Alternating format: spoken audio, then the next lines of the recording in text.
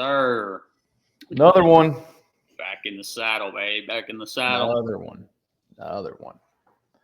Was this like 4 in a row? 4 weeks in a row? Something like that. I don't know. Yeah.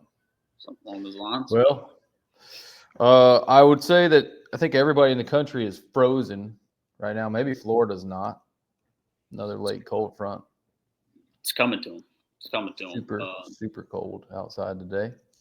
Yeah, man. It's going to be cold all week, so that sucks. It's been nice. So, yeah. Pretty unfortunate there. But, yeah, the elite guys are starting up on the St. John's tomorrow. Yeah. Isn't there an invitational going on at the same time? I don't think they start till Friday. But, well, yeah, roughly same time. Yeah, they're going to be on Kissimmee, so Lake Toho and Cypress and Lake Kissimmee, all those lakes that connect through there. But yeah, man, the elite guys were talking about how that practice. A lot of them saying were saying practice was really tough on them, and saying a lot's going to change, cold front. So they were talking about. I know some guys were saying they saw some fish on beds. So yeah, it's probably going to change a lot for them. Cold front floors is never really fun, so we'll see, man. We'll see who adapts on the fly and does well there, and we're going to have Jack on the show, obviously, as the title of the show. Big Jack York. He just wrapped up Bassmaster Open there on Sam Rayburn. Had a good finish there. And after we have Jack on, we'll discuss some fantasy stuff. And, the Juice has a fantasy league that we created, and it's got like 100 members in it. So that's awesome. So we'll kind of talk about the league and our picks for the St. John. So yeah, I can't believe we're going to give away our picks. But, yeah, so if you're interested in that, hang out to the end. But we're going to bring Jack in, and we're going to talk about his start to the Opens, which was a good one, and probably pick his brain about jerkbait fishing because the dude smashes on the jerkbait. So definitely want to pick his brain on that. But let's, without further ado, look at that. Look at that guy. Yes, sir. You've probably seen him on billboards, those end caps at academies and Dicks. And, yeah, he's a big deal. He's GQ, dude. He's like major GQ model. Look at that. Look at that. I'm trying to get like Shane's ass. You're definitely on some model status, man. How does that how do the chicks like you being a model and stuff? Does that help you out, or what is that like? I was saying about that deal. Been trying to get lean out here for a minute now, but no, it's been good, brother. Super appreciative to Casey for the academy deal going, and no, it's been good, man. Good for business, Yeah, it is good for business, man. Good for business. Yeah. What's up, man? So we just wrapped up the Bassmaster Open on Sam Rayburn. That was a little bit different of a tournament for all you guys, and I know there's been a lot of speculation on what was wrong, what was right. The reality is, it's a really tough situation to be in. So, 100%, man. You go back and forth. I see both sides. Like we had guys with 15-foot bass trackers out there with. I talked to both of y'all after the event, and it's like, man, you could go on a northeast wind, and it could be freaking gassing, which it was blowing pretty good, but, once you get to that point, you're good all day. You can fish all the way up to deer stand, you're Gucci, but it is what it is. I would have loved to have seen at least a 2-day tournament because Saturday, on Thursday, I think it was, I guess around Thursday night sometime, they ended up canceling Saturday and just calling it a 1-dayer, so is what it is. I could sit here and give my take. Oh, we could have gone. They, whatever. But is what it is. Everybody kind of had to, deal with the same circumstances. But the only thing that, and I'm sure we're going to get a lot more into this, that I didn't really appreciate about how it all went down was, you had about a quarter of the field that y'all know better than I do. The first hour and a half on Sam Rayburn in February is like the money, you know what I mean? And he had about a quarter of those guys that got to get out there and go down on that bite, and a lot of those guys ended up smashing, and we're up in that top 15 kind of deal. But it is what it is, man. It was, at the end of the day, I think Hank kind of did the best he could with the cards that he was dealt. And that's about all I'll say Yeah. about that. But it is what it is, man. It was a crappy situation, I think, for everybody involved. Yeah, I mean, we say it numerous times, dude. Like, tournament director is the toughest job in this sport. I mean, they got to make these tough calls, and they got guys calling, and they're upset with calls they make every tournament. It's every single tournament. You just can't make everybody happy. But that was to your point about the staggered takeoff. That was probably the only thing I felt was just a little weird. And I get the idea behind it was we're going to make sure everybody gets 8 hours of fishing. But the whole point in having at least at a minimum, a 2-day event is, for those of you who don't know, in those kind of tournaments, the numbers inverse. So like, if you have a 200 boat field and you're boat number 1 on day 1, you're going to be boat number 200 on day 2, and vice versa, 200 becomes 1. So what that does is that gives everybody a fair shot at both a morning bite and a late bite. Everybody gets the same amount of fishing time. So I understand where they were coming from to try to do it that way, but you're 100% right, man. On Rayburn or a lot of lakes this time of year, the morning is just so crucial. And if you're in those later flights, you're running, you're running behind people, and you've totally missed the window. And it's a tough one, man. But I don't know when the last time I've seen a 1-day open. Yeah, that's what we were talking about. I think it was the first time in at least Bassmaster history that you'd had a 1-day shootout for a freaking open, but crazy deal to say the least. Yeah. That sucks for like you in your situation, not taking off, not leaving the ramp till like 9:20 or whatever it was. Like, yeah, that is a little crazy, because I mean you're talking about some guys that had already been fishing for maybe an hour and a half, if not more, before you ever got off, and you got the same. Y'all have the same 8 hours, so yeah, that morning window, that sucks to miss. But you did well. You adapted to you kind of just play with the cards you were dealt. So for sure, man. It was some other guys that were in the same shoes, but the guy that won, was he an early flight or what? I didn't even know. Man, I don't know, to be honest with you. I didn't even get to meet that guy, but I didn't recognize him or see what flight he was in or anything like that. But obviously we can't check Bass Track, during the event, or in my case, I guess the 2.5 hours. Right. Well, I just had to sit and, twiddle with my thumbs and go take a shit at the Umphrey Pavilion. Like, we just hanging out there, and there were apparently, learned this after weigh-in, there were like 2 or 3 guys, I think it was, that already had like 20 pounds while I'm over here taking a nap in Umphrey's. But it's just kind of a weird deal, man. It and like you were saying, Shane, like, that's kind of and how I thought the only thing that could have been handled a little better, at least in my opinion, was, the whole point of a flighted takeoff is, okay, these guys, first flight, they're going to have first run of all the juice. Whatever they want to go hit, whatever they found in practice, they get to pick, and they're going to start and smash on it. And I'm going to fish a little later. Well, we all got the same amount of time. We just, the later flights, I think I was second to last flight out or something like that. And we just completely missed the morning bite. We kind of rolled out there, got on, at least I got to all the stuff I wanted to mess around with on the early morning stuff. I kind of felt like I was pulling up around that mid-morning lull, and it's just kind of, like, they're acting weird, not setting up on a lot of stuff good. And it was really just kind of a weird deal all the way around. But, I guess Rayburn in February, you got crazy high winds, stuff like that. But yeah, that was a weird deal. That was weird, but in the end, man, you got to be happy with your finish. Like Wyatt said, you kind of overcame you kept your head down, dude. Like, a lot of people would probably spin out, and Oh, I'm not saying you'd have been proud of me. I was very close to it, boys. I had two fish at 1 p.m. that I literally measured. I could not tell you the last time I measured a bass on Sam Rayburn. So I had those 2 little rats at 1. I'm doing at 4:55 or 5 o'clock, something like that.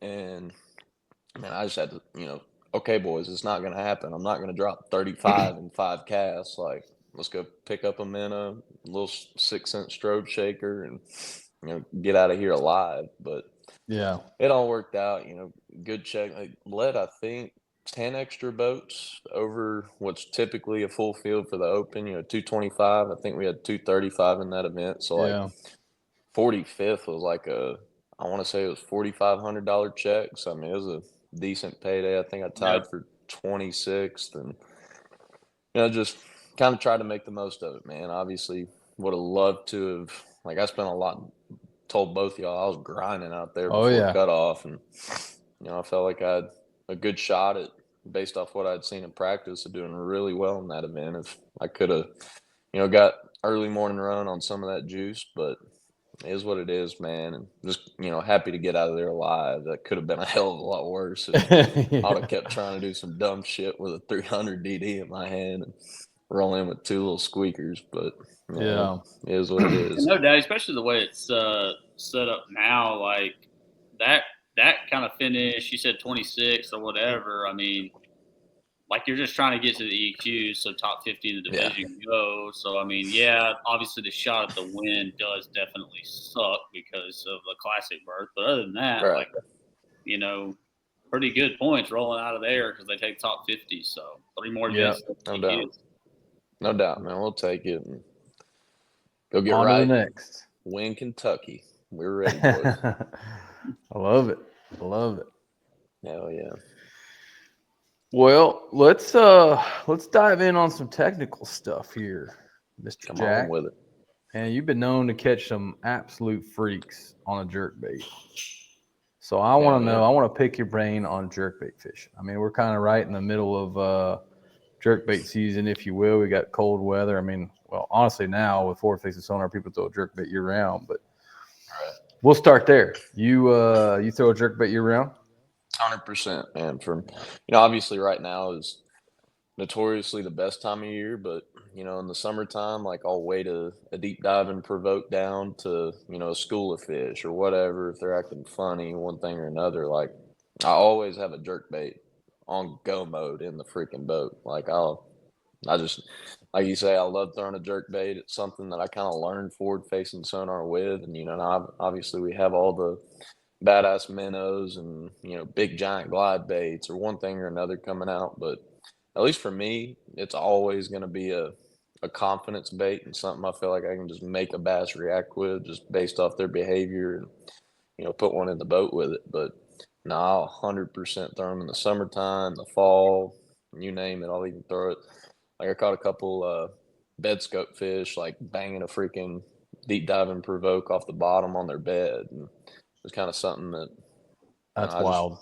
I love messing with. Yeah, I remember. Fired up.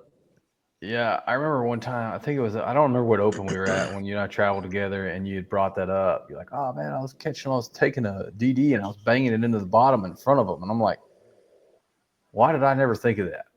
Like, why did it cross my mind to actually smash a jerkbait into the bottom?" You think it's a better or worse hookup ratio when you get them to come up underneath it and come up on it and eat it, or get it off the bottom like that? What do you? Dude, I've always had better luck with a hookup to landing ratio if I can get them to go down on bottom. Like obviously it has to be shallow enough and they have to be set up right for it, but can't honestly off the top of my head. I'm sure I've lost one here or there, but usually like they'll eat it like a freaking 300 DD to like gaggers, dude. Like some bitch is gone. You know what I mean? They just, I think it's something they don't see a lot of. Like who the hell thinks to throw a, jerkbait on bottom, but like I'll scope shallow fish, like out on fork. Might be giving away a little bit too much gas away with this one, but like on a lot of those, just call them gizzard spawn points. When those fish start getting beat to hell with a big hangover or a draw or one thing or another, you can go scope those fish really shallow. If obviously the wind has to be right, you can't just be smacking against it. But like those schools will stay up there on those glizzies all day, and you can go scope them in 2 foot of water with that thing, but you're just burning, popping up clay. And I think Brandon Cobb actually did that pre-scope, and I forget which year it was, but it was that year he had like a stupid bag. A mega bag. caught those 2 DDs or whatever. But yeah, that's a little nugget right there. I love some bottom jerkbait fishing. Bottom jerkbait It's fishing. probably a pretty aggressive bite too, honestly. Oh, dude, you know how it is. Like when they're in open water, like they want to do all the freaking salsa dancing on it and make love to that thing. Like when they see it on bottom, they just like it's aggressive, but Yeah, it's like a a fun crankbait deal. in a way. Literally, Yeah. it's like a finesse deep diving crankbait. That's kind of how they eat it. Just smash the shit out of it. Dang. Yeah. I can't tell you how many fish we scoped on bottom, like with a crankbait.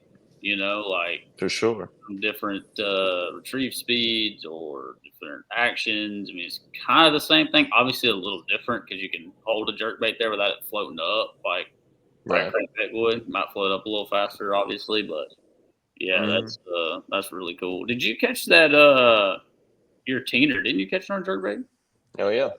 Yeah. Old deep diving provoke the 106.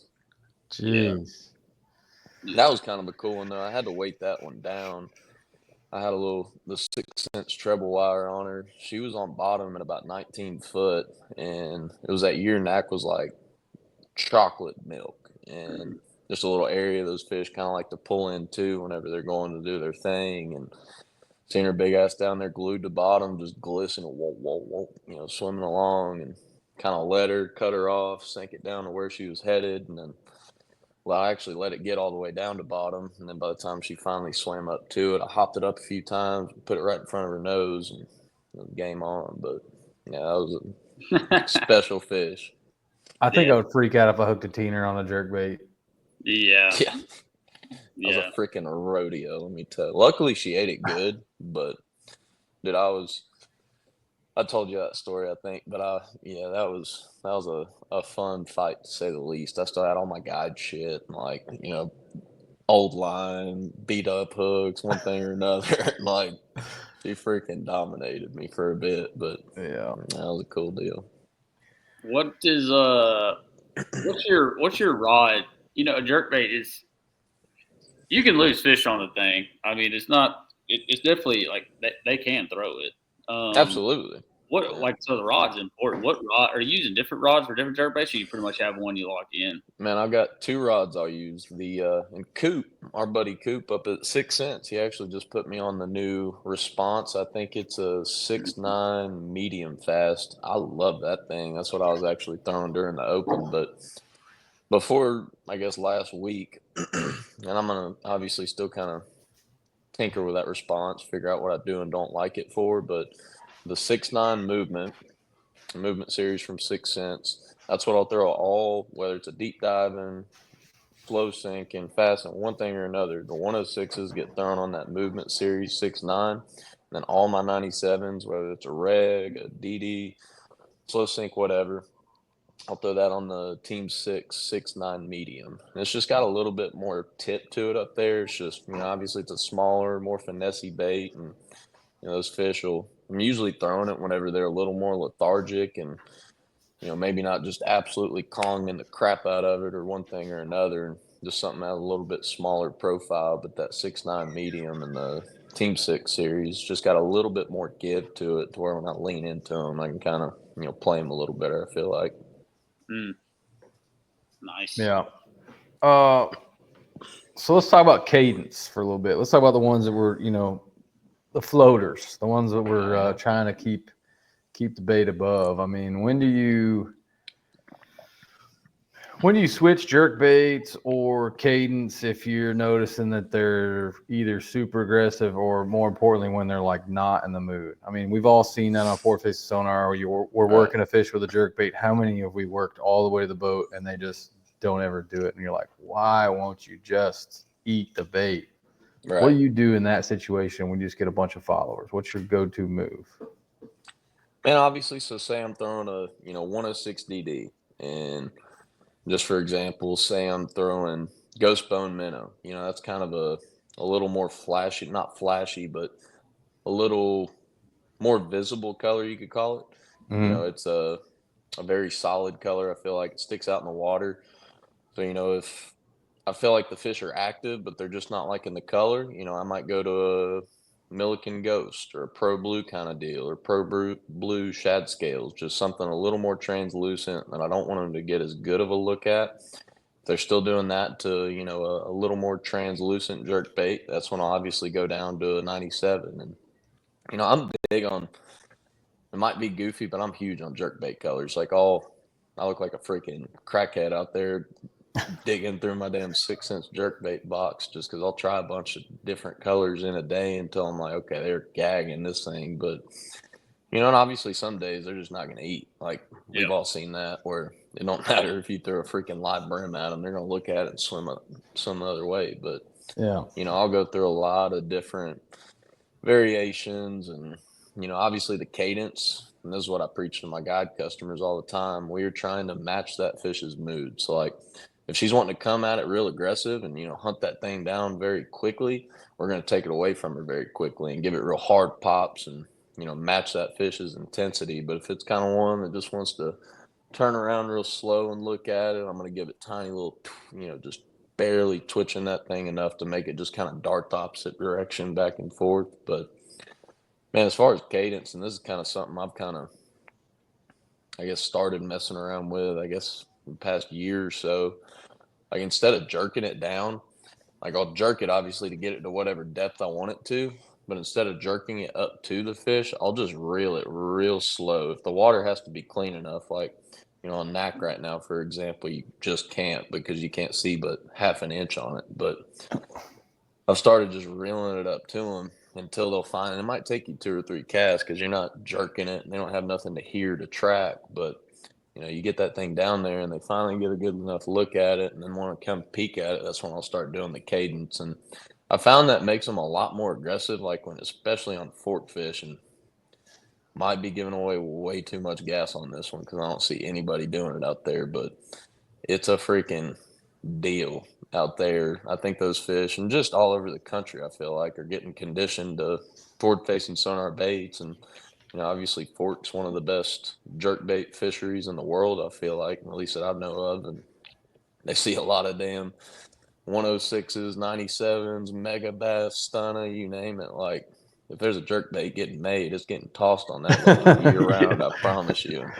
Yeah. It's just something I've been messing with a lot lately that I think is getting a lot more activity as far as like fish behaving right, not just hearing a freaking jerkbait pop, swimming to the bottom of a tree and, you know, crying for his life. Like, just kind of trying to switch stuff up on him, you know. That makes sense, actually. I think Wyatt and I were talking about this the other day. Like, we've noticed more and more with forward-facing sonar, even with minnows, jerkbaits, whatever we're using. Like, a lot of times we're coming up from behind the fish, right? So the fish doesn't see the bait coming. So I've noticed like there's like this perfect balance of how do I present this bait? How do I come from behind this fish to in front of this fish to where the fish feels like it has the advantage, right? So the fish feels like, A, it's not being presented a bait, and B, that it sees prey. And I think like we're noticing more and more. So that makes perfect sense that what you're doing is you're making that bass feel like, I see something before it sees me. Right. That's cool you said that. This brings up a little nugget in my head. Obviously, given that I can do it, you know, it obviously is all dictated by the wind, but that's something I've started doing a lot of lately on fork in the last couple of years, really, is if it's calm enough, wherever that fish's head is. So say it's, you know, you got a tree right, let me do it straight. You got a tree right here, and that fish's head is right here. I'll literally spin the boat around, like, you know, get wherever I need to get the perfect line to where I'm not coming from behind or to the side of that fish. I want to barely come like directly into it, and that's when I'll just reel it up to it until it kind of starts to wiggle up, take a peek, and then obviously you can start the cadence from there. But these suckers are getting smart, dude. Like, it's kind of crazy how quickly it's all, and obviously it's a craze. I mean, y'all know better than I do about all the drama around it, and you know, one thing or another, like, it's here to stay, and these fish keep getting smarter. So we got to come up with stuff like that to, you know, stay ahead of them. Yeah. Yep. Yeah, you'll scare the hell out of a fish if you come up too close, and they're gone. Like, for sure, they're not. It used to, like, it felt like when they weren't as pressured, even if you scared them, you could watch them like kind of run off and then kind of turn around and be like, what the hell was that? And come back and you might have a shot to catch them. Now, bro, you blow them out of there, they're gone. Like, they're not that stupid, you know, like they know. I messed up on a few at Fort the other day and seen it at NAC, especially like, you know, you talk about the watercolor when it's really muddy like that. You would think that would kind of work to your advantage, but honestly, it scares them like a lot more because they get a good look at it and they're like, and then you like almost touch them or they feel it. They're like, what the hell was that? So like, you know, we've seen that a lot with crankbait fishing too. You know, where you come through there with too aggressive of a crankbait, or you come through there too fast, or you know, you blow them out of there. Obviously, depending on their mood, just like a jerkbait fish, you know. But you got to be a little bit more careful. Like, you know, it's not like it used to be where these fish are grouped up and stupid. I mean, you've seen that. I've seen that. And then being treated, both seen that. Like, used to, they're grouped up. Like, it didn't even really matter. Yeah, like you couldn't smash them. It doesn't really even matter what crankbait or whatever. Now you got to start paying attention to stuff just like you're talking about. You know, like action, cadence, for how you're presenting the bait. And I think that's a big deal. A lot of people don't think about when it comes to that. You know, the forward-facing sonar deal, like you were talking about. We've learned so much from that, the positive rather than being a negative thing. You know, 100%. No, it is definitely not see fish, catch fish. That is not a thing. No. And Wyatt may get mad at me for even telling this, but so like Wyatt caught that 10 and triple T here, and there was like a wolf pack of them, right? And they all look just disgusting. We're like, oh my gosh, they're all like 9+ pounders hanging out. It's just all on perspective. On perspective and forward, they just look so stupid. And they kind of grew back up after Wyatt caught that one. And it's like, okay, we tricked one, but they went right back to a group. So we're like, oh man, maybe we'll get lucky and be able to pluck another one. No, we presented another bait to those fish. As soon as the bait hit the water, they were poof. They were gone. They wouldn't even let us get the bait down to them or nothing. Okay. We left. We came back I think we came back 3 more times, and 2 times they were there. And the same thing. As soon as we threw a bait in the water, poof, they'd have gone. Yeah. They didn't even want to let us show them anything. It was nuts. I didn't think we were going to catch one of them, honestly. I think we were fortunate to get one. I hit that fish on an extremely long cast, so I think that helped a ton. Obviously, we were battling wind and stuff that day, but yeah, man, like that was insane. Like those were 3 monsters, bro. That was so disgusting. And actually, the first cast we threw in there, usually your first shot's your best shot, right? So, you know, when I first hit them and they all tracked it, like I thought for sure I was going to get one, didn't. So I was like, well, we're screwed. We're not getting one of those. And we looped back around. I was like, golly, like we see either. I think it was a different. It was a different wolf pack. It was 2 wolf packs cruising that spot. And they were just insanely big. And when that big one came up and grabbed it, I was like, oh my God. As soon as I leaned in, I told Shane, I was like, I think it's a 10, bro. It feels like a 10. You know, and it sure as shit Crazy. was a monster. Called a shot. Yeah, I mean, they've gotten so smart, man. Like, and I don't think people realize that, like, how hard it is to get to that big of a bag because, like I said, used to, like, you could get to a big bag a little bit easier because if there was a decent amount of them down there, you could catch 5. Like, I don't know if that's possible anymore, like, to catch 5. Like, I don't – we've never done it. You know, we've never pulled up and caught 5 monsters. Not ever. 5 monsters, no. Ever. No. So, nickel and dime on one here and there. Yeah. It's a very challenging thing to do. It really is. But that kind of segues into my next question. It's kind of a 2-part question, really. But like, so we're talking about presenting fish baits and, you know, changing and adapting with everything. And something I think you're going to agree on that people are sleeping on is the silent jerkbait. I mean, I know so many guys are using it, but it's so hush hush. How often are you throwing a silent versus a, you know, regular jerkbait? Pretty decent amount. You know, if I've got a crazy slick, calm, high pressure day, bluebird sky, whatever, out on fork, or obviously if I feel like the water clarity is clean enough that I can get away with it and they're still gonna see it, I'll throw it religiously. But like Knack's a good example right now, or hell, even Rayburn. Like there's some fish you couldn't call up with a silent when I was out there in some parts of the lake, but it's definitely a surefire deal. Like they obviously, I think, just how they react to them shows how little of them they've actually seen Yeah. versus a noisy ass provoke coming down. There's definitely still like I don't think silence are the end all be all. I just think it's another tool that in the jerkbait arsenal of okay, our fish are getting smarter. They're seeing a whole bunch of XYZ. I just think it's another variation of okay, let me just give them a little more subtle look, and I'll throw them as much as I can, just given the conditions. But a lot of that is obviously dictated on the water clarity and how windy it is, and just all the different factors that we kind of break down on a daily basis. But they definitely, you can tell they have seen a lot less silence than they have freaking rattlers for damn sure. Heck yeah. Yeah, that 97, DD or just 97, those freaking hooks that come on that jerkbait are so sticky. Like they're bad, dude. They're bad so to the bone. Yeah, like that was one thing I really liked about that jerkbait. Obviously, smaller profile jerkbait is killer too. And actually, Jack, you were the first one that kind of put me on that about the smaller profile. Oh, yeah. And how many? What do you think on your the big fish you've caught on? You've caught a lot of big fish on jerkbait, obviously, but the smaller versus the big. Do you think it's split, or do you think you caught more on that smaller version?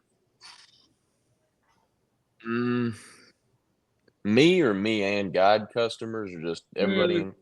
I guess in general, yeah.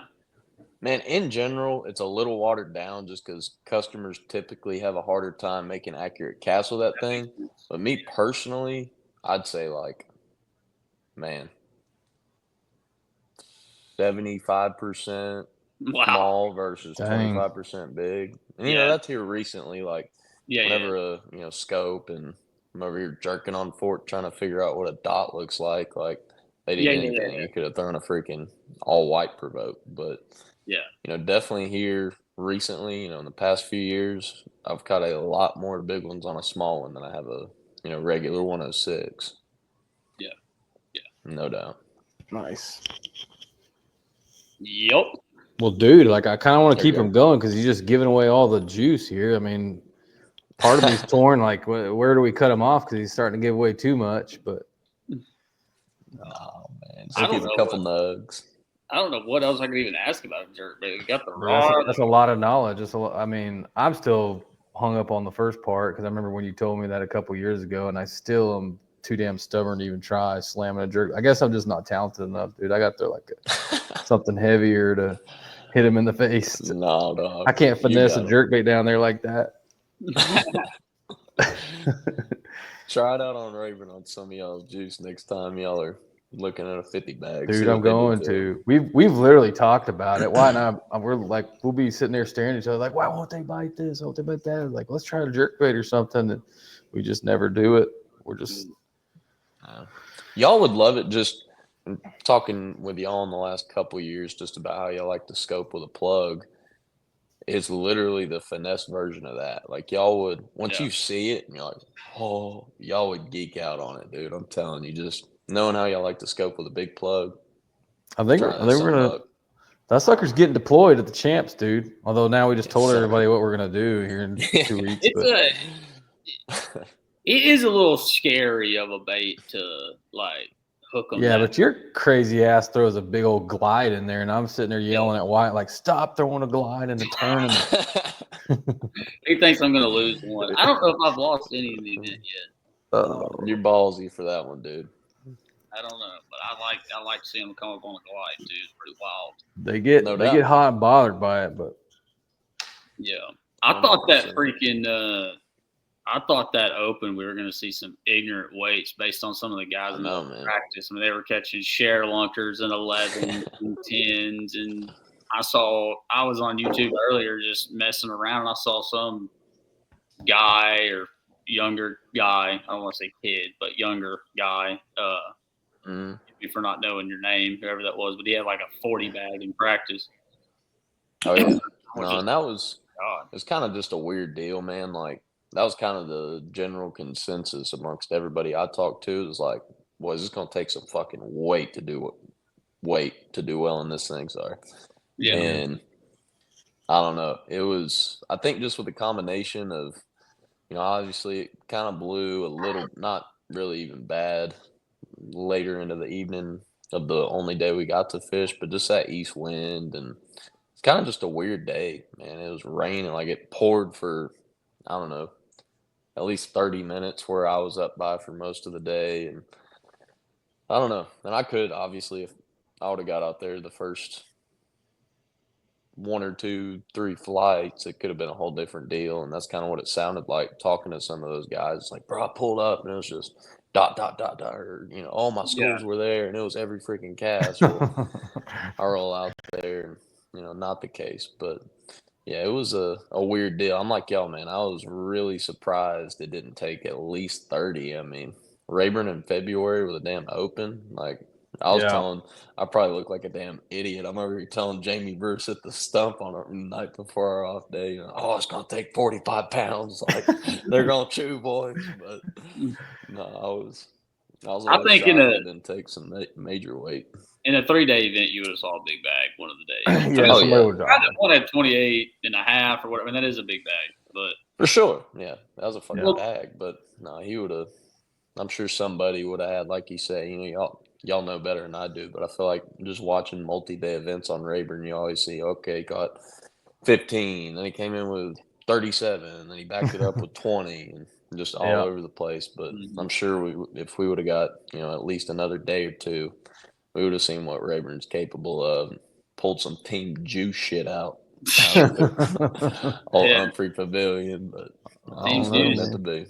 Team Juice hasn't connected with a bag like that yet this year, but no, we've only fished a few tournaments, so we've been fortunate. But I will say we're approaching the time where it's going to get harder and harder to see a bag like that. Like when they start really making a hard push and they get up there, you'll see the consistency of the weights be pretty strong. I don't know, dude. We caught 39 last year in March. Early March. I was going to say it's getting close though. Like what I'm saying is like. Not much more time, and I think you'll see, that start to kind of dwindle away. But we'll see. Yeah, see. Y'all got plenty of time.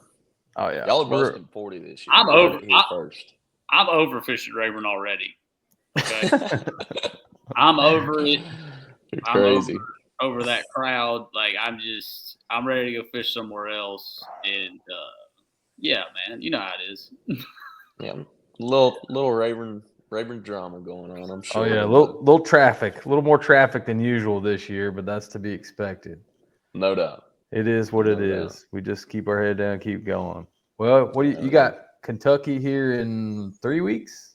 Yeah, dude, it sounds like kind of up in the air right now from a few guys I've talked to. I don't know if y'all keep up with any of that stuff, but very similar to the Hartwell Derb, or what would have been the Hartwell Derb last year. Man, they've had some crazy flooding out there around that part of, I guess, the Kentucky-Tennessee border where we would be going. So as of right now, that's the plan. But, leaving, I think, next Friday to head out there. But really, unless we hear something different. Yeah, dude, I was watching the news on it literally an hour ago after I made some dinner, and there's like a bunch of people dying in the flood.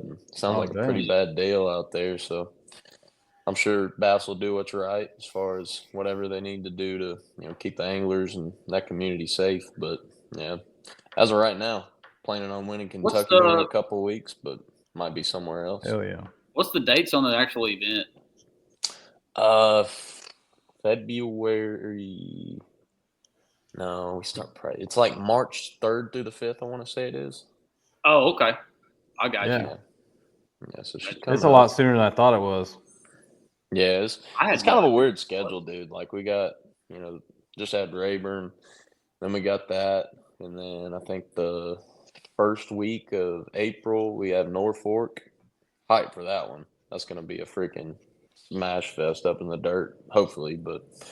And then we got like a 2 or 3 month gap in the summertime, which I'm kind of here for. Like I'm gonna fish some Yodas, fish some local stuff at, kind of around Forks and Pine stuff. And then we head up north, and I might head kicking around the idea about heading up there a little early and fishing some Toyotas or whatever I can get my feet in. But yeah, it's gonna be a fun year, man. I'm fired up for the rest of it. And then we got the EQs in the fall, so it's gonna be a good one. Yeah. It ain't ever going to stop now, son. I got the EQs in the fall. How far does that go? When's the last event in the EQs? Dude, I want to say it's like November 16th. It's late. Off the top of my head, it's like we're rolling up on Christmas doorstep with a freaking EQ. You know what I mean? That's it's like, congrats on making the elites. Now we need your deposits. That's really nothing new. 100%. It's kind of the same way. Like, when y'all were fishing on 9, it was like y'all. October, yeah. Usually ending early mid-October, but I'm looking forward to it, man. It's gonna be a fun year. We're gonna win us one of these suckers and pull up to Knoxville and the old Bass Cat and figure out how to do some damage out there. Heck yeah. Heck yeah, Looking man. forward to it.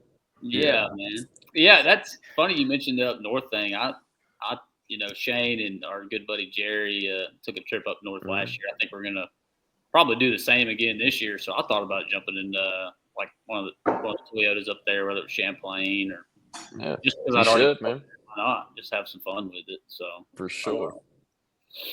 Yeah, man, it's gonna be exciting year. No doubt, brother. No doubt, man. I'm looking forward to it. Looking forward to watching y'all drop a 40 bag here. And when's y'all's next derb? Not this weekend, but next weekend. Yeah, we decided not to fish this weekend because it is freezing. So it's a little cold. I went out on the lake today, and I literally lasted for about an hour and a half, and went through like literally a dozen rods is all I had in the boat, and every one of them froze up in the reel so bad I couldn't heat them back up. So, all right, boys, time to hit on. But time to go in. You're a madman for even trying it. Yeah, I ain't going. My boat will not see the water until next week when the highs are 70s. And, next Friday. Yeah. My boat ain't seeing the water till the end. So next Friday. Well, man, we'll let you go. We appreciate you coming on, especially last minute. We literally called you like an hour ago. Like, hey, man, can you jump on a podcast? For sure, man. I appreciate y'all having me on. Always good time talking with the boys. That was people are gonna appreciate this. You gave away way too much, dude. Yeah, you might have to bleep a couple of those little deals out, but all good, boys. All right, man. Well, good luck to you this season, dude. We'll holler at you later. Appreciate it, boys. We'll see you. See you. All right. Well, that was our man York. Dude, started out with a just absolute heater. Oh, yeah. Hey, you ever tried ramming your crankbait on the ground in front of a fish? Like, well, didn't know we were going there. Yeah, you mean the jerkbait. Yeah. Yeah, I meant jerkbait. I was like, whoa. He gave away a lot, man. That was awesome, though. That's what we wanted to start kind of doing these things. Is just really. Yeah, well, we know y'all loved it the past 3 episodes, so. Yeah, we've had some good feedback, but really good fishermen. Well, man, let's talk fantasy fishing. Yeah, man. So. Because a bunch of y'all jumped in. We kind of set up our group last minute. Yeah, our group, the Juice Podcast group on Bassmaster Fantasy Fishing. We are at 101 people right now. Dang. So we appreciate it, man. That's pretty cool. We're gonna do something. We're gonna give the winner of our league something. We'll figure it out. We don't know what. You'll get something cool. You'll get something cool. Maybe 6 cents baits or 6 cents care pack. We'll figure it out though. We've got plenty of tackle between the two of us. What we can do it. Yeah, I'm not giving away any of my jerk baits now though. That's for sure. That's out. All right. You want me to start? Yeah. So let's start with Group A. A, because Group A's got some really good fishermen in it. I had a pretty tough. I actually changed my person. I don't know if I'm going to end up regretting that or not. But we'll see. I had a really, really tough time with this one too. Are you ready for my Group A? Yeah. Jordan Lee. Yeah. I almost went with Jordan. I did. But I ended up going with Patrick Walters because he's got a pretty decent history there, and it's kind of hard to pick against Patrick. And same way with Jordan Lee. But Chris and Corey were in this one, and Corey won there last year, and then you got Cody Meyer in there. Group A is always the hardest one to pick. I almost picked Cody Meyer. Like, I really almost picked Cody, but I went with Patrick Walters, Group A. I almost went with Easton Fothergill. I mean, that's a crazy pick. That's wild, right? But like the dude, I think anyway, he's next level talented. He's probably gonna win Rookie of the Year. I don't know. But Jordan Lee, man, he's just so fishy. And I think with Florida, with the changing conditions, he's one of those guys that just feels it out and seems to be always super consistent at just kind of going with the flow. Yep. So that's my Group A. Who's your Group B? Dude, I still have not locked in Group B. What? I've got Drew Benton right now. It was hard to pick against John Cox, but I really like Drew Benton. I think he's one of the best sight fishermen in the game. Drew Cook is also in that group. Lee Livesey is in that group. I really wanted to pick Lee. I might still pick Lee because he's so consistent. Yeah, he's another one that's just super consistent, go with the flow. But you can't go away from the Florida boy, man. John Cox. We just recently had him on. I know. John Cox is, I went with Drew Benton. He's gonna catch him. I've got Drew Benton right now. I don't know. I might change it. I don't know how much time I got to change it, but I might change it. So. All right. Group C. Oh, this one was kind of a tough one for me. I didn't have to think about this one a whole lot. Really? So you start then. I went with straight up Greg Hackney because that's my dog. Dude, Hackney, I mean, yeah, but he's like the obvious pick, right? I don't care. So I got to ask you something. Do you get more points for lower percentage people? I think so. I think there's like some bonus if they win. I don't know. We'd have to ask Ronnie. Ronnie Moore is in our group, by the way, so we might all be in trouble. I kind of called him out on social media when I made that post about it, like, where you at, Ronnie? And Greg Hackney's got 32.8%. He's by far. Yeah. So to your point of picking a lower pick guy, and I'm not like super plugged in over there. I didn't talk to a lot of guys about their practice, but I heard the grass isn't super great. But I went with the grass man himself, Brian Schmidt. Yeah, Brian Schmidt's a good pick. It really is. I would have went with Kyle Welcher. I thought about that. He was on my radar on that one too, but I went with Brian Schmidt, dude. If there is a stitch of grass, he's gonna catch fish in there. Like that's just how he does. So yeah. Group D. I'll let you start that one off because that one was kind of challenging for me too. All right, I went with a rookie, Emil Wagner.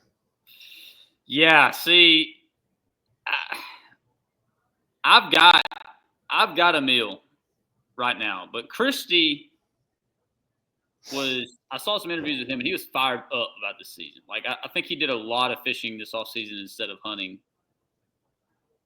I don't know. It's hard to pick against Jason Christie, but Emil Wagner is just the kid catches them everywhere he goes. So I don't. But and going back to what I said earlier about Fothergill winning Rookie of the Year, that might be like it's not going to be handed to him. He's going to have to earn it, and Emil's going to make it very hard on him and may even win it. I don't know, man. There's just another super talented group of rookies, and I just went with him. Florida's super tough to pick, right? Like Florida tournaments. Group E, easy. This one's easy. Hang on, let me see. I can already tell you who you picked, and I don't think I picked him. Who did I pick? Dakota. Oh, yeah? Yeah. Right now, I don't have Dakota picked, and this is Group E's a lot tougher than I thought it was going to be. A lot tougher because you've got a previous winner in John Cruz in that group. You've got Dakota, who catches them absolutely everywhere. Yep. You've got Stephen Kennedy, who I have picked at the moment. And you've got Bernie Schultz, who has a really good record there in Florida. You did your homework, man. Like, I'm impressed. Last year, you kind of like, I always had to remind you. Oh, no, I'm in it. I'm in it this year, dude. You're in it? I'm Okay. all in it. Like, He's taking it seriously, folks. He's taking it seriously. Steve Kennedy is just calling my name for some reason, bro. Dude. And I don't know why, but because I feel like I should go with Dakota. It says Steve Brooklyn, Kennedy Texas on his deal. Brooklyn, baby. That's my town. Sam Rayburn. Bo Browning's another rookie in there you better watch out for. Yeah, dude. Like I said, the super talented rookie field. Yeah, dude. If you could look back at my history of picks, Steve Kennedy probably makes my roster 90% of the time, no matter where they are in the country. I love Steve Kennedy. He's got me a lot of points. He's a super fun fisherman to watch. Very, very good guy. Very, very talented. I'm telling you, Bernie Schultz is an absolute sleeper. The dude shows up in Florida big time. Dang. Big time. Bernie Schultz. Clifford Perch will too. He will drop a big bag in Florida. I don't know. Scott Florida's a tough one. Heavily picked that one the most favorite in that group. But right now I'm going to go with Steve Kennedy. I might switch to Dakota. I don't know. I will say Dakota is on my Drain the Lake challenge. Oh, I don't even know how to play that, dude. I'm not even in that. I picked 8 people. Apparently, like, once you pick them, you can't pick them again. So why would you burn Dakota on Florida? It's challenging. If you're going to play Drain the Lake, then you use Dakota at Fork, right? Yeah. I don't even know how to really play. I don't know either. I'm too late to this one. I just like the regular fantasy. I can't keep up with the Drain the Lake thing. I may look into it tonight before I go to bed because the tournament starts tomorrow. But it's too late. My picks are locked in. I forgot it locks in. It locks? The Drain the Lake one does. Oh, really? Yeah. And my Drain the Lake team is Dakota Eber, John Cox, Drew Cook, Drew Benton, Greg Hackney, Jordan Lee, Cody Meyer, Scott Canterbury. Dang. All right. So tiebreaker weight. What's going to win it? I put 73 pounds. Oh, dang. Yeah. I'm a lot heavier than you are. Yeah. Like a lot of people are. Dang, you're probably right. I'm at 82.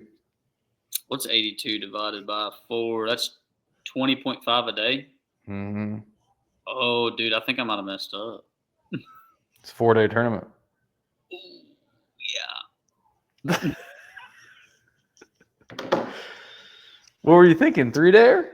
Yeah, I don't know why. I'm gonna go 80. I'm gonna go 80.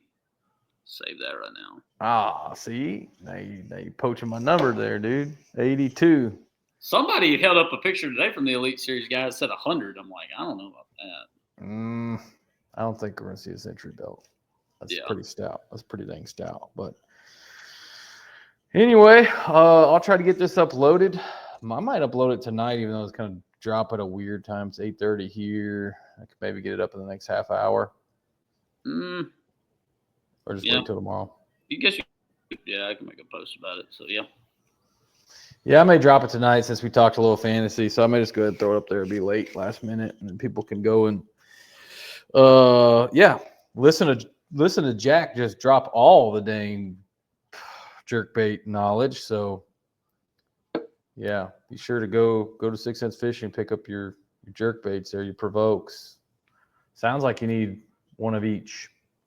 Mm-hmm. Deep, mid, small, silent. Yep. I got them all. Yep. Translucent colors, solid colors. Pretty good to go. Boxes and boxes, dude. We get about 2, 4, 6, 8. You probably need about 30. I mean, I think both of our jerkbait. I got 3 jerkbait boxes. Yeah, my jerkbait box is kind of jacked up right now. I need to go through there and replace a lot of hooks, like my rattle trap box as well. To get wet or something? Oh, you saw my trap box. Oh, yeah, your trap box is disgusting. I was like, dude, I can't even find one in here that the hook. I tell you this, I pulled that freaking Duke out of there, straight out of that box, and smashed him on Lido with it. So yeah, well, it's because you learned that from me, because during the freaking Triple T, I picked up a Duke out of your box and bombed it across that little subtle point there. And I haven't caught them on a freaking. How about a 2.5 pounder? Thank you very much. I ain't caught a lot of lipless like that in a long time. It's a really fun bite. Yeah, I actually hope we get back to regular fishing anyway. I don't want to open up that whole can of worms, but I've had some fun this year doing some different stuff, cranking, whatnot. For sure. So, well, that'll work, bro.